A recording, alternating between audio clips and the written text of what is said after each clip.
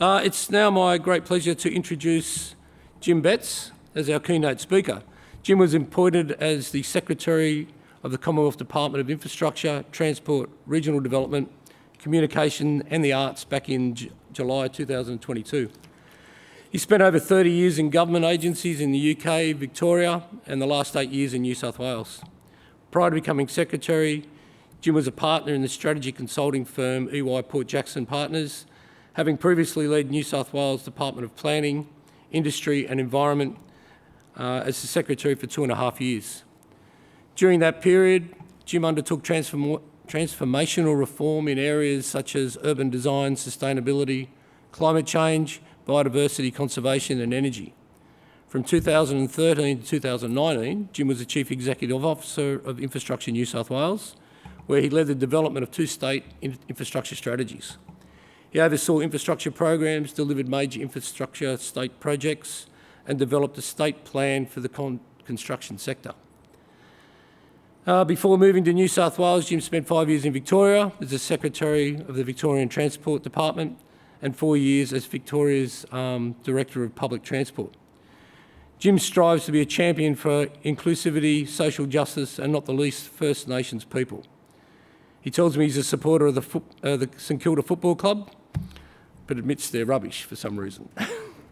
Would you all join with me in welcoming Jim to the stage to give the keynote address for our 2020 PWI conference? Thank you. Thanks, mate. Good on you. Thanks, mate. Okay, good morning, everybody, and it's great to be back on Gadigal land again, and it was great to hear from Uncle Michael, and I also want to join in paying my respects to the traditional owners of the land today, that we're on today. This always was, and it always will be Aboriginal land, never ceded by treaty. I first heard about the Permanent Way Institution when I was having coffee with my mate Tim Reardon, who used to head the New South Wales Transport Department a few years ago, and I said, it was at the Convention Centre in Darling Harbour, and I said, what are you doing after this? And he said, I'm giving a speech to a group of people called the Permanent Way Institution. And I went, wow, that sounds real hardcore railways. It's like, I haven't heard that expression since I was like 23 years old working in British Rail. So it's good to know that such an institution exists. And it is kind of, it is nice to be here amongst you. I've kind of made a career out of providing simultaneous translation between people who understand the way railways work and ministers. And it's no easy task, I can tell you. One thing I love about railway people is, and the engineers particularly in the rail sector, is engineering is a science, but nobody agrees with anybody else. No 2 engineers ever agree on any subject in my experience, which always makes it quite entertaining. And I'm not going to try and bluff you by trying to go head to head with you about tyre cycles or moving block signalling or anything like that. I've got a degree in modern history. I don't know anything. But I know more than a minister who I once sat next to in a parliamentary committee, who told the committee that the Melbourne rail system was so poorly maintained that parts of it were 300 years old. And the opposition said, do you know something about Australian history that we don't know? Anyway, so I've now kind of returned to transport after a few years in the wilderness as a land use planner and 9 weeks in the wilderness as a consultant. So consulting is an honourable profession, but it wasn't really for me. I had a great time working at EY Port Jackson Partners, and I'd been fired by Dominic Perrottet from my job as head of the planning department, so I thought, bugger that, I'm never going to work for ministers again, I've had enough. And then I was sitting there being a consultant, and then I got offered this job in the Commonwealth, and I just went, yeah, of course, and now I am back working with ministers again. So I'm Secretary of Department of Infrastructure, Transport, Regional Development, Communications and the Arts. So you kind of fall asleep halfway through the job title, but it's nice to be back in government. And so I just wanted to, I've been thinking about some perspectives that I might be able to offer that might be of some interest to you, recognising that I'm not a hardcore railway person or a hardcore engineer or anything like that. I do, I guess, have a bit of a unique background in the sense that not many bureaucrats get to work in 2 state governments, let alone 2 state governments plus the Commonwealth. And I'm only 2 months into my gig in the Feds right now, so I'm trying to be part of the Canberra bubble, which is harder than it sounds. But So having that perspective over 24 years of working first in Victoria and then in New South Wales, and I have to say, like, for people who care about public transport, people who care about railways, we've come a long way. I remember when I arrived in Australia, arrived in Victoria, having married an Australian, and they, when you come into the government from overseas, they hire recruitment consultants to come and pick you up. They sort of drive up in their Mercedes and show you around all the places you can live. And they're used to it. They were used to oil people arriving at Tullamarine, and I turned up on the XPT from Wagga Wagga, probably smelling of beer, and that was my kind of introduction to Melbourne in January 1998. And I was working on Jeff Kennett's famous privatisation of the trains and the trams, and it was a railway. It was a system which had been in decline for a long time, at least in the minds of the politicians. Patronage falling steadily in the post-war period as car ownership reached saturation levels. The patronage had fallen all the way through from the war down to the early 1980s, and was then bumping along in line with population. Maintenance and renewal of the Victorian rail system basically fell off a cliff in the late 1980s, and Kennett was basically privatising the thing as a heritage asset rather than as something that was part of the future. And now, and the whole landscape for many years after that was dominated by Vic Roads, just as it was dominated by RTA in New South Wales. And I worked for a long time for the Labor government under Steve Bracks and John Brumby in Victoria, but it was 7 years that they were in power before they launched their first transport strategy, and 7 years before they funded their first real rail projects in Melbourne. I remember the euphoria we felt when we got funding for a $50 million duplication of the railway line at Clifton Hill.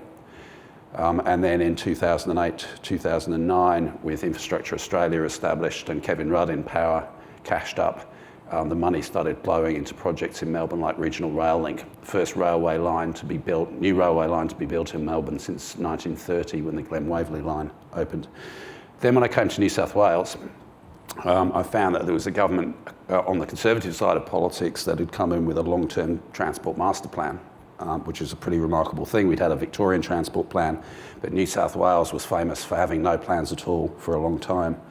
And to see projects, heavily debated and contested projects like the North West Rail Link, now Metro North West, the CBD Light Rail, it kind of reminded me of some of those projects in Victoria like Regional Fast Rail and the redevelopment of Southern Cross Station, which had been very, very contested, but at least the money was flowing into public transport. And for the first time in generations, governments in the two biggest states were talking about public transport and railways as if they were part of the future and not part of some distant 19th century past. So we have come a long way, and we need to maintain the rage. There is huge investment going into our rail sector at the moment, probably more investment than the market can cope with, and we've seen that through the supply chain constraints and the emerging skills constraints and the volatility in the market and the number of insolvencies that we're seeing across our construction sector. So there are challenges and indeed crises associated with the success we've achieved, but we need continuing sustained investment in public transport, including urban public transport and urban railways. COVID provided some respite, but in the sense that it saw an easing of demand pressures, and people are finding new and flexible ways to work. But if we think pre-COVID, everything that was going on in the New South Wales rail system was about catch-up after years of neglect, and the same dynamics that were driving that growth on the system will return. The drive for urbanisation will continue, particularly when overseas migration into Australia resumes in earnest. So governments need to be thinking years into the future, decades into the future, about the investments that they need to take. And so I don't see that fundamentally changing. The new Commonwealth government has come in with some significant commitments to major projects, investments in things like the suburban rail loop in Melbourne, investment in the West Sydney Airport Metro. And the thing about those projects is we're moving away from simply a predict and provide approach to trying to keep up with demand for the rail system and increasingly using rail as a way of shaping the urban form. Building new cities in Western Sydney, building new suburban centres in the middle suburbs of Melbourne around mass transit as being the catalysing factor, which again is another level of transformation and another step on the journey back to railways being front and centre in our policy thinking from a transport point of view. When I first came to New South Wales, they put me in charge of this organisation called Infrastructure New South Wales. And it was an organisation which was at a pretty low ebb at the point where I walked in. It had been the shiny new thing of the O'Farrell government. You know, we're going to take the politics out of infrastructure. I think we did a great job on that. That's why there's no politics left in infrastructure, because we did such a great job taking it out. That's a joke. So this organisation had come in and it started disagreeing with the government, and it found itself isolated. So part of my role as coming in as the CEO, this Victorian blowing into town, was to try and rebuild relationships between Infrastructure New South Wales as this small 10-person advisory body, which had could have quite a lot of influence but didn't have a lot of resource, but rebuild the relationship with the rest of government, and particularly with Transport for New South Wales. And there'd been quite a lot of arrogance about Infrastructure New South Wales in its first incarnation. I remember when I was down in Victoria and Rod Staples, who at that stage was running the Metro project, coming to see me to say, what's this, can you give me some advice on how to deal with this new thing called Infrastructure New South Wales that's threatening us with all this legislation, it's going to take over our projects and so on. And the way I went about trying to build relationships and establish some relevance for Infrastructure New South Wales was to go to places like people like Les Willinga, go to people I respected in the transport sector and say, what do you think? Like, if Infrastructure New South Wales didn't exist, would it be necessary to invent it? Or should we just forget about it, just pack up and go home? And after they said, you know, we really hate you, and I'm going, I know you hate us, okay, well, fine. But if we didn't exist, that's the question, would it be necessary to invent us? And they'd say, well, yeah, actually there is value in having an organisation that isn't completely consumed by thinking about tomorrow's morning peak and can maybe think 5, 10, 20 years into the future. There is value in an organisation that can sit at the interface between transport and land use planning and try and join the two together, because we've never really succeeded in doing that as well as we should. And there is value in having an organisation that thinks about infrastructure and thinks about the long term and might be a bit of a counterweight to Treasury and help us make the argument for investment in mass transit as being an important part of the future and an important way of driving economic growth. And so we began to build relationships, and I think Infrastructure New South Wales today is a much more influential body than it was back in 2013. But now I've stepped into the federal government, I'm kind of asking myself the same question. I'm not saying we should abolish the federal government, don't get me wrong. This is my first speaking engagement as a federal bureaucrat, and that would be a really bad way to start, although I'm sure there are quite a few people who would support that. When we think about having a national transport department, like the National Transport Department does not carry a single passenger. It doesn't carry a single container. What is the value of having a national transport department? What can it do that the states aren't already doing, or that the private sector isn't already doing in the rail freight sector? So now that I'm a Fed, I want to make sure that the Federal Transport Department is actually adding some value. What role can the Commonwealth play apart from writing checks and buggering off, which was always my answer to that question when I was in the States. Just hand over the money and we'll take it from there and see you later. You can probably come to the ribbon cutting if you're nice to us, but that's about it. And I think there is a role for the national government, and I just want to offer some thoughts on what that might be. And the first and most important thing, it seems to me, is that we should be an informed investor. The Commonwealth, the federal department that I run, the one with the long, boring name, and if anyone can think of an acronym for my department, I'd really appreciate it, because I can't face saying infrastructure, transport, regional development, communication and the arts every day for the next 5 years. It has a $120 billion 10-year pot of infrastructure money. And is it simply hand over the money, maybe get a seat on a steering committee and get some reports every year saying how the project is going? I think we could do better than that. I think working closely with the states and the territories and the private sector, we could actually use the levers that come with that to do some good stuff, to drive some change that the states and territories themselves want to see around things like environmental sustainability, use of recycled materials in construction. We can help establish a level playing field so that governments and contractors who do the right thing in terms of the environment, who take the risk of innovating and maybe carrying a price penalty in the tender box as a result of doing that, actually get rewarded by the way that we encourage state and territories armed with our checkbook to go to market in particular ways.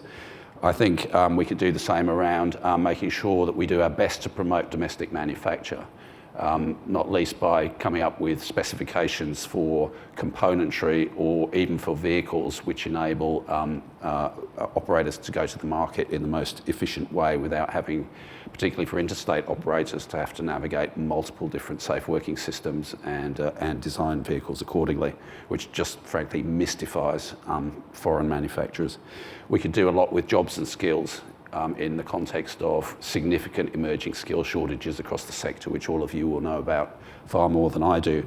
But again, making sure that we set a level playing field so that we don't penalise the people who are putting in the long-term effort to train the next generation of drivers, hopefully female drivers, and all the other skills where we're under pressure at the moment. To use the Commonwealth's investment dollars to try to drive good land use outcomes so we get greater density around rail stations, and that's the form of value capture, which I think makes sense, the value that comes from having good, sustainable urban form and people close to mass transit so that their reliance on private cars is reduced.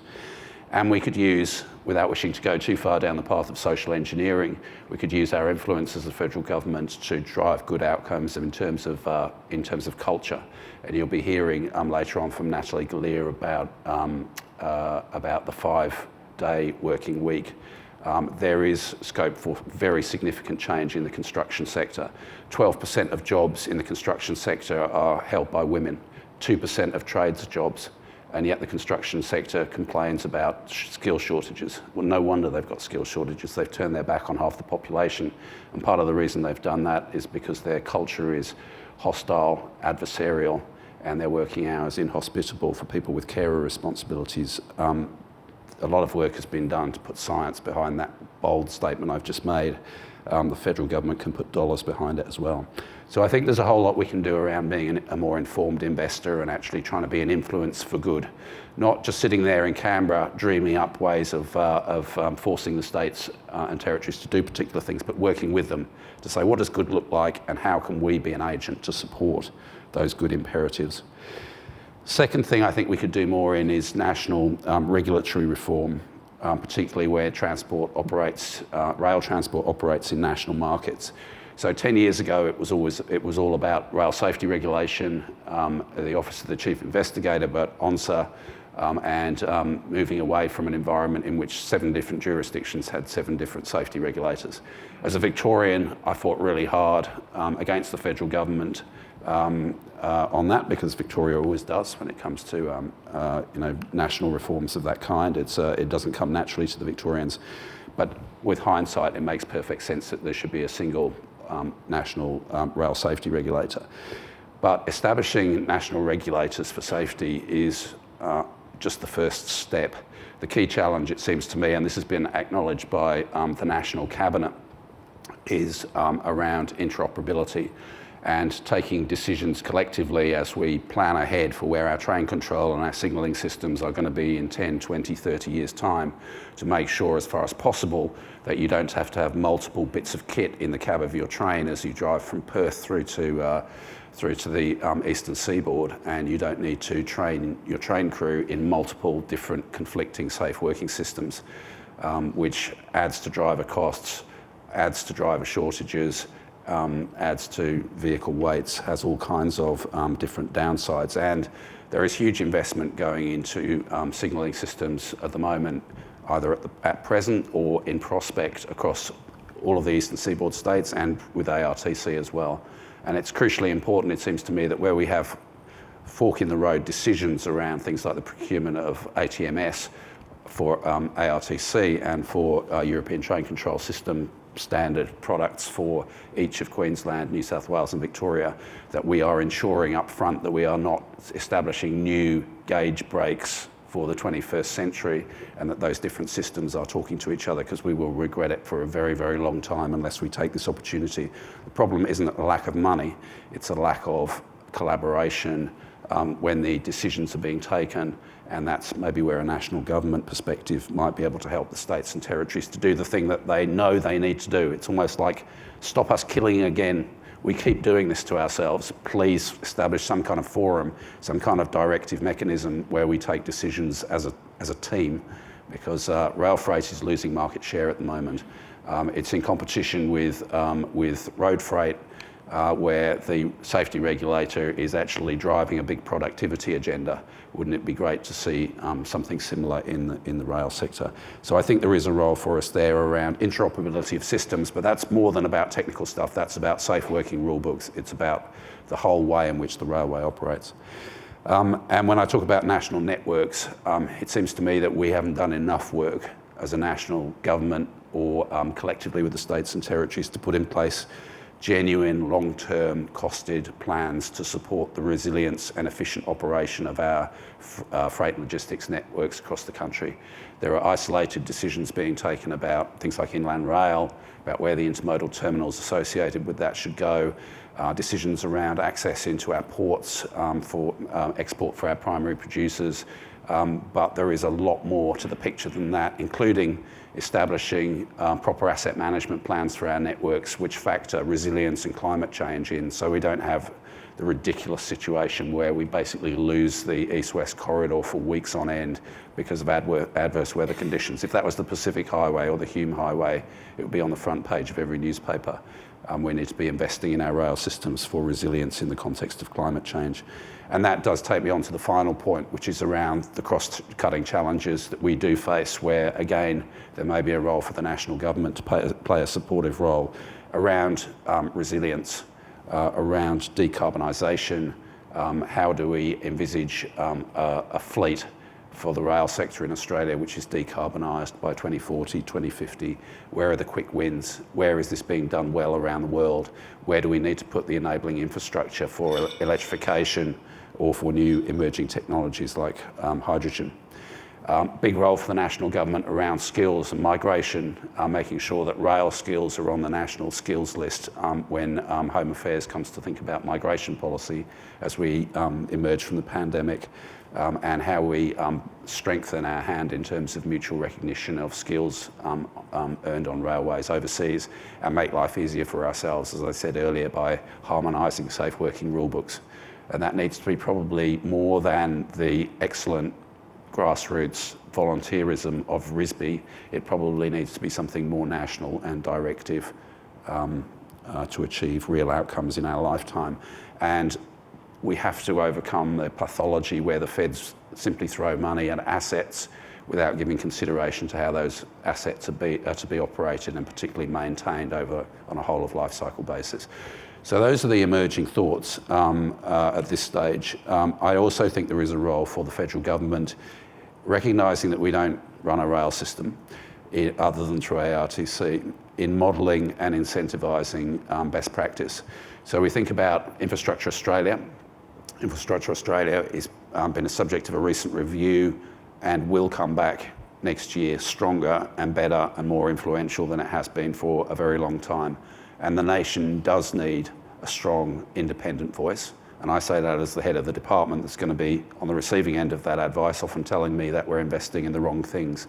But that's a good thing, because we can't take the politics out of infrastructure. It's like saying take the democracy out of infrastructure. It's always going to be a contested issue. Politicians are always going to want to have their name on the plaque, and that's good because they're interested in investing in our sector. I'm glad that politicians take an interest in infrastructure.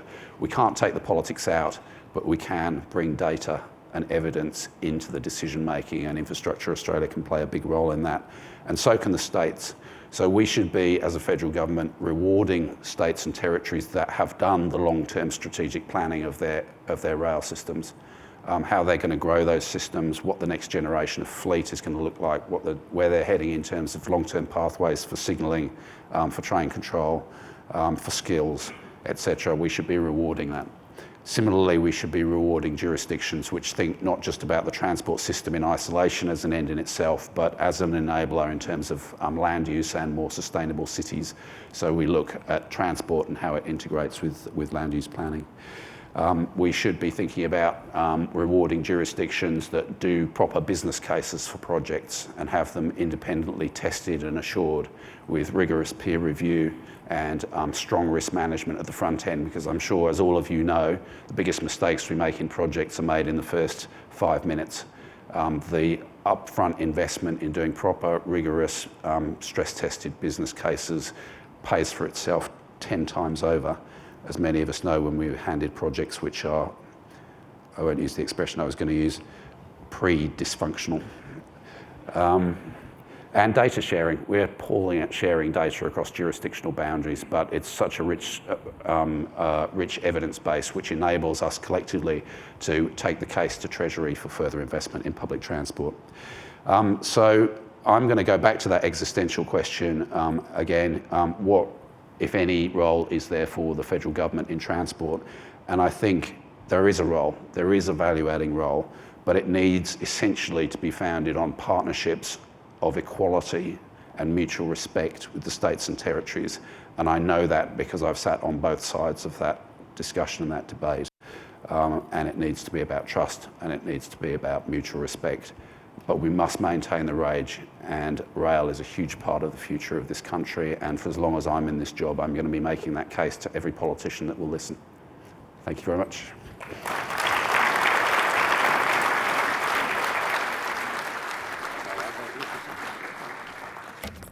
Thanks, Jim. Really appreciate you coming up from Canberra to speak to us this morning. Very informative. You know, when you talk about this Federal Transport Authority, the amount of work that you've got, the governance processes, and then challenging, I suppose, the states to be more collaborative, that's a big challenge in itself. And us. The question I've got for you, just quickly, is with this review in Infrastructure Australia, do you think that it'll end up as a commission, like the Productivity Commission, where when it actually puts forward a recommendation, the actual politicians actually have to listen to it, whereas the way it's set up at the moment, you can put all the recommendations up, but as you said, if they want a new shiny project in their jurisdiction, that's what happens. Yeah, so I think one of the things about those infrastructure bodies is that there was a big emphasis on independence, and that's good because you don't want these bodies just to be telling the government what it wants to hear. But independence is useless unless it comes with influence.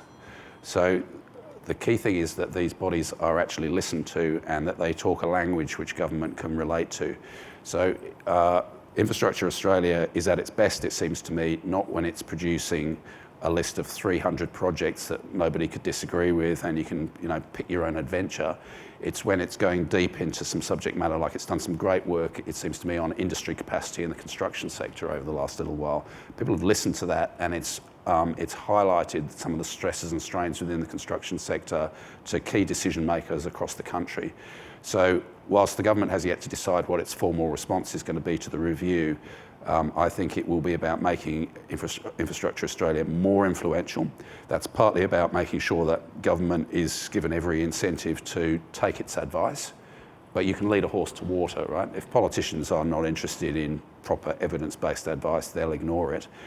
But you can't control that. So all you can do is make Infrastructure Australia the best and most influential body it can be. So put really good people on it and enable them to, and give them the resources to do the work and assemble the evidence and be rigorous about it and ensure that governments take their advice seriously and are required to respond to it. Would you all join with me in thanking Jim for his presentation this morning? Thank you very much. Take away. Love it. Thank you.